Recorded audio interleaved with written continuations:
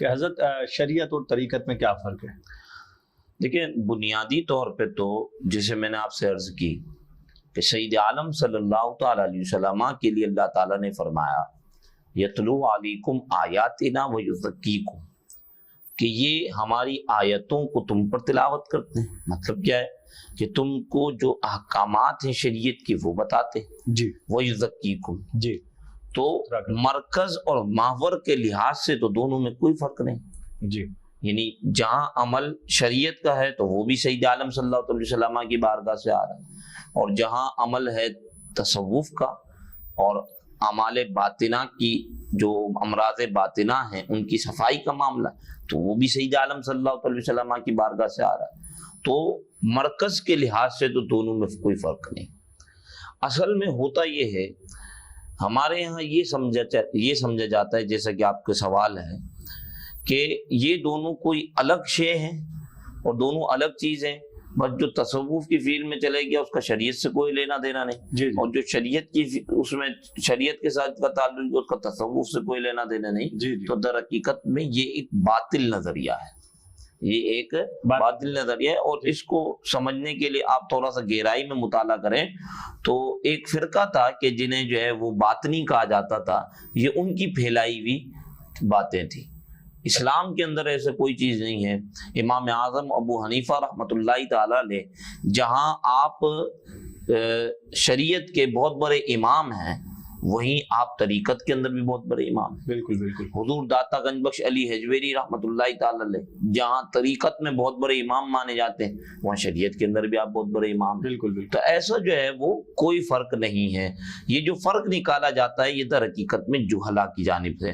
اعلیٰ حضرت امام اہل سنت فتاوی رضویہ شریف کے اندر فرماتے ہیں کہ شریعت ایک منبع ہے اور طریقت یہ تصوف اس سے نکلنے والا ایک دریا ہے، اور دریا کو ہمیشہ اپنے منبع کی حاجت رہتی ہے۔ بالکل۔ اگر اس کا تعلق منبع سے ختم ہو جائے تو دریا کے اندر پانی نہیں آئے گا۔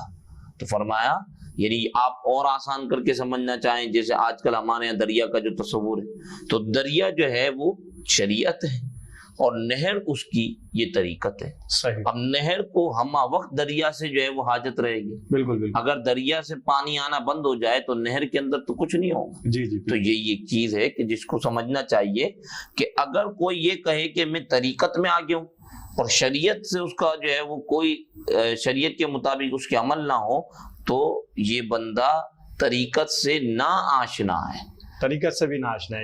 طریقت سے نا آشنا ہے، کیونکہ طریقت کے اندر پہلی چیز یہ ضروری ہے کہ بندہ شریعت کو اپنی عادت ثانیہ بنا لے۔ عادت ثانیہ کا یہ مطلب ہوتا ہے کہ ایک بندہ شریعت پہ اتنا عمل کرے کہ اب گویا کہ اس کا کوئی عمل شریعت کے دائرے سے باہر نہ ہو، تو گویا کہ شریعت اس کی عادت بن جائے اور عادت ثانیہ، پھر وہ طریقت کی راہ پہ چلتا ہے۔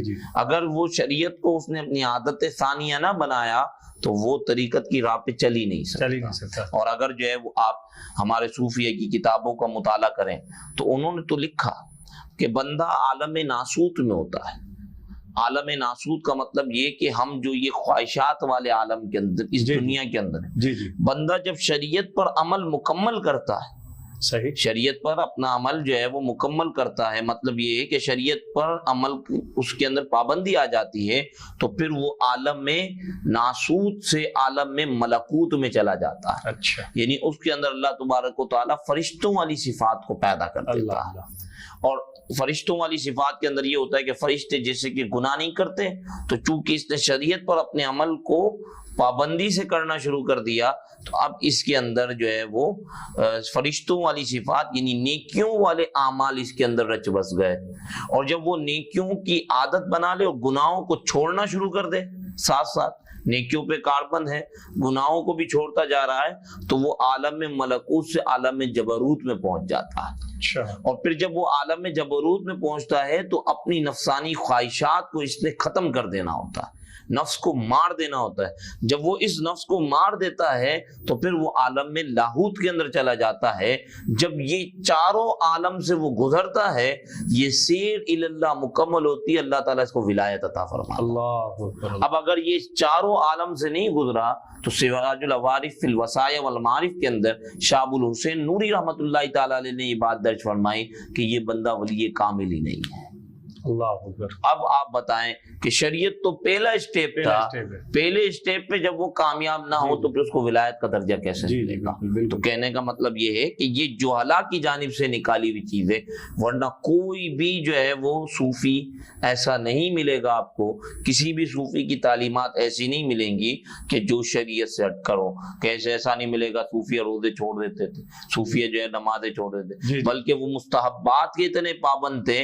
یہاں تک لکھا میر عبد الواحد بالگرامی رحمۃ اللہ تعالی علیہ نے پیر کی جو شرائط لکھی, کہا پیر جو ہے, جب آپ ظاہر کسی کو پیر سمجھتے تو ولی بھی تو پیر کو ہی سمجھا جا رہا ہوتا ہے آج کل کے زمانے میں, تو کہا کہ اس کے لیے ضروری یہ ہے کہ وہ ہر وضو کے لیے مسواک کرے. اللہ اکبر. یعنی اتنی چیز اس کے لیے ضروری ہے کہ وہ سنتوں کا پابند ہو, نوافل کا پابند ہو, مستحبات کا پابند ہو, تو پھر جا کے وہ طریقت کی راہ میں پہنچتا ہے. ورنہ جو ہے وہ طریقت تو بس ایک نام ہے, ورنہ طریقت سے لوگ نا آشنا رہ جاتے ہیں. حضرت ویسے بھی آج کل جو ہے جو ہم علماء سے سنتے ہیں اکثر, تو ائمہ مساجد سے میں نے سنا تو یہی بات کہی جاتی ہے کہ جو بندہ جس کو اللہ تبارک و تعالیٰ اپنی ولایت کے لیے چنتا ہے تو سب سے پہلے اسے شریعت کا علم عطا فرماتا ہے. ہاں بالکل, شریعت کے علم کے بغیر تو وہ ولایت, تو اصل مسئلہ یہ ہے کہ شریعت پر عمل کیوں ضروری ہے ولایت کے لیے.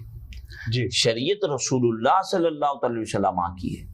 جی, اور اگر کوئی بندہ حضور صلی اللہ علیہ وسلم کے فرامین کا پابند نہ ہو تو پھر وہ ولایت کو کیسے پائے گا؟ بالکل.